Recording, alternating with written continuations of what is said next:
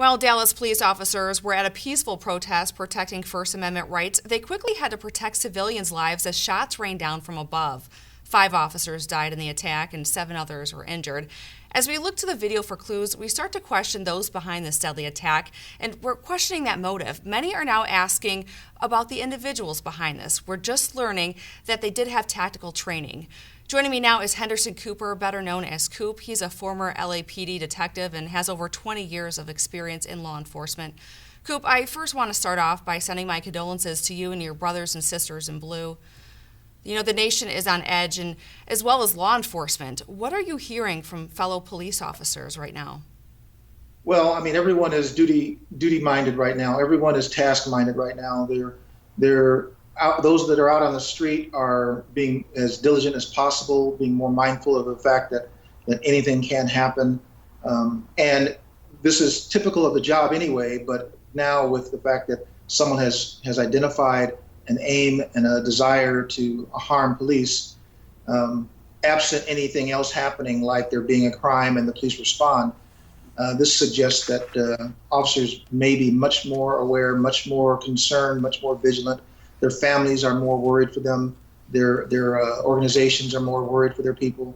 There's a lot to be concerned about, so I'm sure all the officers are on high alert right now. Yeah, high alert. It appears this isn't your typical police shooting. We're learning that one of the shooters was deployed in Afghanistan in 2013 and 2014. As far as we know, they didn't have a past criminal record. As somebody who has worked in LAPD and on the federal level, including in military special ops, what stands out the most to you watching these videos?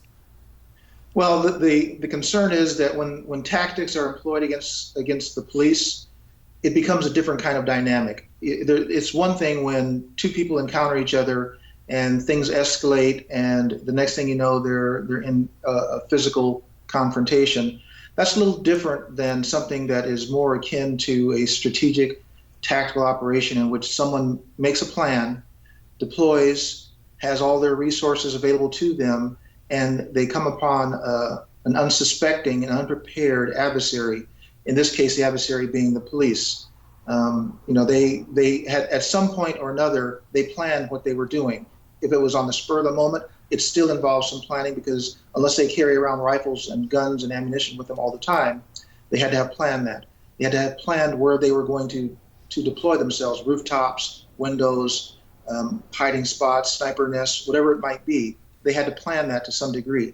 When people begin to employ that, it kind of concerns me, and it certainly concerns all of the law enforcement, and it certainly should concern the people, that there are people out there who will use tactics and techniques to target the police. It certainly appears to be very coordinated. How will this attack on police affect other departments in big cities? Well, all departments are certainly on alert at this point, and particularly I would think departments that have mixed societies of races and religions and different people, because that is where most of the conflicts that we see going on, and we're talking primarily the big cities. That's where we see most of these conflicts going on the more peaceful level. This one should have been a peaceful protest, protected by the police, and it turned otherwise. And it was in a big city, and so that I think the big city police departments are probably on highest alert, and with good reason. Do you suspect there'll be increased security elsewhere, outside of police departments? Well, that's kind of the norm for today right now, with this war on terrorism and this conflict with ISIS, ISIL, or whatever you want to call them. With that going on as a backdrop, we already have a code yellow situation existing, if you will.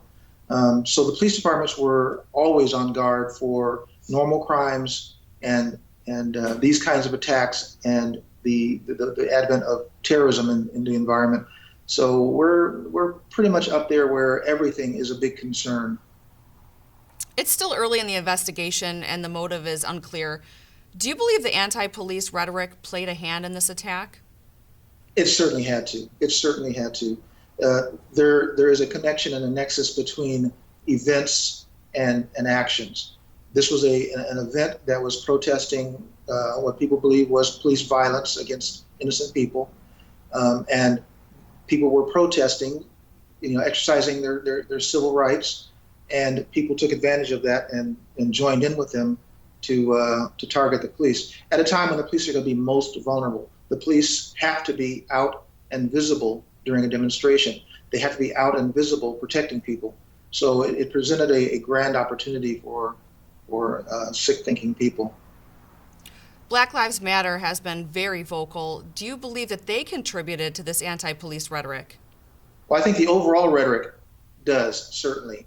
I think coupled with the fact that this Black Lives Matter movement is going on and has taken heart across the country, it's going to touch a lot of people. It'll touch college students. It'll touch families. It'll touch people in regular society circumstances, and then it will also get those who are inclined to do things like violence. And so it's going to contribute. Any kind of dialogue that is negative, harmful, hostile is going to contribute to it. And there's an element to the Black Lives Matter cause that can generate hostility amongst some people. What do we need to know and do moving forward?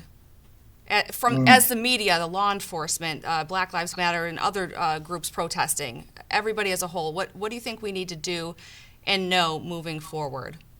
Well, my first mantra is this: all lives matter. Black lives, brown lives, white lives, whatever other color life you want to put in, all religions matter. Everyone in America is free, and we all need to be mindful of the fact that everyone counts. Now, having said that, remember that the police are put there by you, by the citizens. And the idea is when you can't solve the problem, you call the police to solve the problem. When you don't want to solve the problem or deal with the drama going on, you call the police to handle that. It is not the police department's fault that they are present where they are in many of those circumstances. So they are going to be there, and they're going to be tasked with saving lives. When the bombs go off, when the bullets start flying, the police are going to be running towards it, just like other first responders. When the fires start, the firemen run towards the fire. This is the way things work. If we want to make change, if we want to have things not be this way, then society needs to change. And in the process of society changing, our departments can make adjustments to their tactics, their techniques, their training, their hiring standards. We need to hire better people. We need to train people better. We need to equip people better. We need a full nexus of things working together so that it is a more safe environment for people. This is dangerous for everybody. 5 officers were killed in this circumstance. There could have been more officers killed. There could have been civilians killed. From a civilian standpoint, we are fortunate that the 5 lives were those who were tasked and sworn to serve, as opposed to a mother and a father, civilian, who have nothing to do with any of this. This doesn't discount it at all. This just simply puts it in context. Lots of important things to keep in mind. Coop, thanks so much for joining us, albeit under these unfortunate circumstances. We certainly appreciate your time tonight. I appreciate your time. Thank you.